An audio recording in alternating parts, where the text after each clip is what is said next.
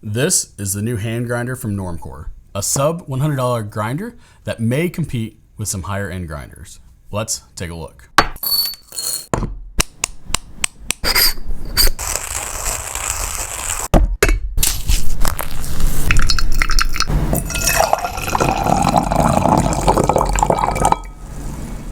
Hey, and welcome back to the channel. Today, we're going to take a look at a newer grinder out on the market from Normcore. This is version 2 of the manual hand grinder. Full disclaimer, Normcore did send me this grinder for review, but as always, I will do my best to provide an honest assessment of this grinder. So I'm going to break this review down into 6 parts: the grinder specs, the grinder design, what it's like using the grinder, results for pour overs, and my final conclusions. Let's first take a look at some of the specs for the grinder. The accessories that come with this grinder are quite nice. It comes with a nice traveling case, an air blower and cleaning brush to clean the grinder, and a grinding preset card. These are all really nice additions when considering this grinder is under $100. The build of the grinder features 3 pieces: the grounds chamber, the main body with the burrs, and the handle. It was cut from a single block of aluminum alloy and helps give this grinder a very solid construction. The burrs are contemporary 38mm stainless steel burrs, which they claim are designed to perform excellently at all grind settings. They also have the option for titanium nitride coated burrs, but I'll get to that here in a minute. Regarding the adjustment mechanism, they say on their website, and I quote, "The stepless grind setting adjustment has a fine 0.5mm thread pitch,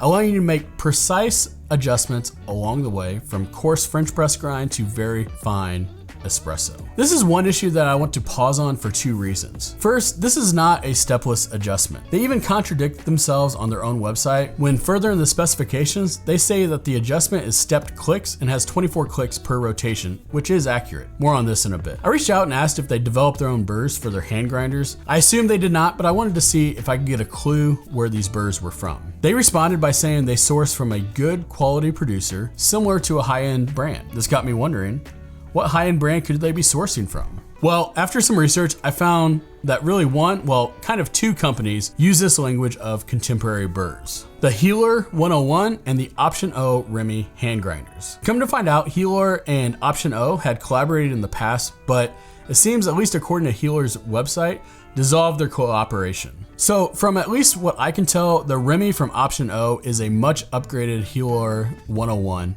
hand grinder. So what is the deal?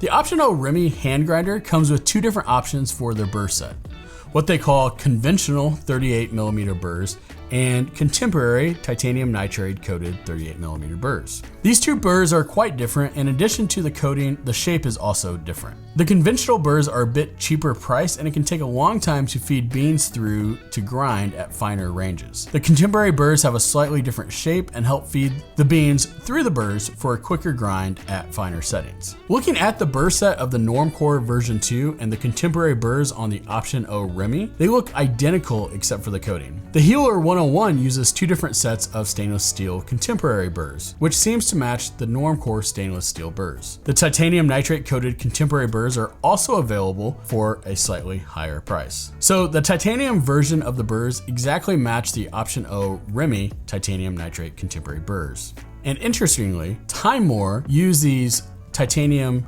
coated burrs as well for a time before they upgraded to their E&B burr series. So what are my thoughts on this? I'm honestly not too concerned.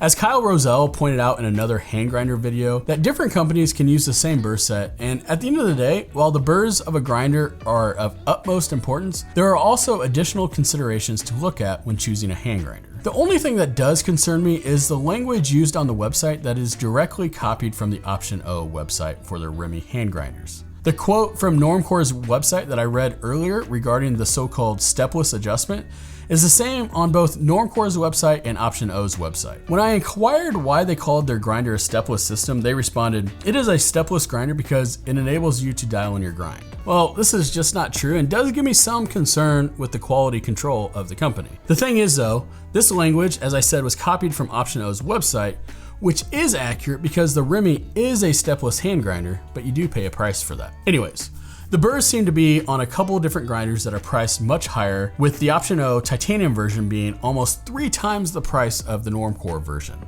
Kudos to Normcore for sourcing these high quality burrs. All right, just a few more comments on the specifications of the grinder. The body has a diameter of 50 millimeters with a height of 152 millimeters, and it weighs at 497 grams with the handle. They say the grinder holds 25 grams max, but I'm usually able to squeeze about 30 grams in at different times if I want to.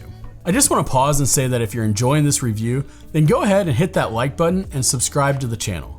I have more coffee reviews planned out in the future that you don't want to miss. All right, let's now talk about the design of the grinder itself. The grinder, as I said, is cut from a single block of aluminum alloy, which gives the body of a grinder a nice solid feel. Around the body of the grinder, it has a silicone band that also gives you a thumb rest to assist when grinding. The silicone band also doubles as a latch to attach the handle to the side when storing, which is quite nice. But personally, I do not like the feel of the silicone band with the thumb rest. First, I don't really use it for a thumb rest because it just feels awkward. But also wrapping my index finger over it, it just doesn't feel the best. Sure, it gives it a decent grip, but it feels uncomfortable to me. Personally, I would like to just see a better grip on the grinder itself. The handle sticks out about 125 millimeters and has a wood knob on the end. I've heard some reports that the wood knob is slightly too stiff for people, but personally, this really hasn't been an issue. The lid connected to the handle is made of the same material as the body and magnetically attaches so it doesn't fall off or get loose. A couple of my friends who also have this grinder complained that their handle would easily fall off. When they reached out to Normcore, they said that the magnet may have been installed upside down and it's pretty easy to switch. Finally, the stepped adjustment ring is a metal design that feels sturdy when dialing in your grinder. All right, let's talk about actually using the grinder. First, we need to take a look at how the experience of pouring the beans into the grinder is. While this may seem pretty straightforward, I have used hand grinders enough to know that the loading experience is not always equal. The support at the top of the base that secures the shaft can too often be too close to the lid for my taste, and beans tend to fall out. Thankfully, I really haven't had any issues with this grinder. Dialing in the grind is pretty straightforward compared to other grinders. If you go to the finest setting, then make steps towards coarser beans, you can count your clicks to remember the size for your various recipes. I find the experience of grinding to be fairly pleasant with a couple minor complaints that need to be addressed. The handle when grinding doesn't feel cheap, but it doesn't have the sturdy feel that the rest of the grinder has. While all design must factor price in at some point, I would want the experience of grinding to feel as premium as well, if at all possible. Now, some of this complaint could be exacerbated by the fact that I've used other higher end grinders regularly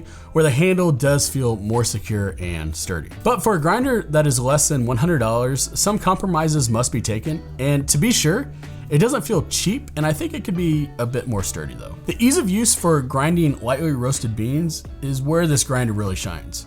If it is true, as I think it is, that this is the same burrs of grinders more than double its price from a well-respected company, then this is definitely a steal, and you can feel it when grinding beans. It cuts through the beans quite effectively and takes me about 25 seconds to grind 20 grams for a single cup V60 with lightly roasted beans. As I said earlier, I'm not a huge fan of the thumb rest when grinding, but it's definitely not a deal breaker, especially for the price. And finally, the catch bin attaches via a threaded twist, and taking the catch bin on and off is fairly straightforward, though sometimes it gets caught a bit, but nothing has risen to the level of an annoyance for me. Let's get down to how this grinder actually performs for pour overs. I first wanted to say that even though this grinder can get down to an espresso grind, that is not the only factor when grinding for espresso. The adjustments you make are another major factor, and that being said, I would not recommend this hand grinder for espresso, as the range of adjustments is just not there to really dial in that espresso shot. Just from an eyeball test at grind settings of 12 clicks, 16 clicks, 20 clicks, 24 clicks, and 35 clicks, this grinder seems to be remarkably consistent. This also matches up with my extensive testing with different brewers and recipes. At 24 clicks, you can see the consistency to begin to widen. At 35 clicks, it was by far the most inconsistent, but it would still be quite suitable to brew with, especially for like a French press.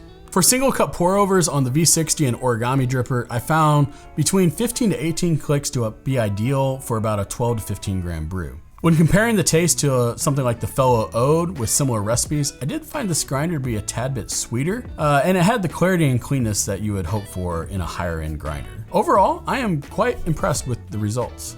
what are my overall thoughts with the grinder? For under $100, I wouldn't hesitate to recommend this grinder to someone. While I don't necessarily like the feel of the grip and the way the handle feels when grinding, it is definitely not a deal breaker. After talking with other people that have this grinder, it has been a mixed bag regarding the feel of the grip. Some like it, some don't.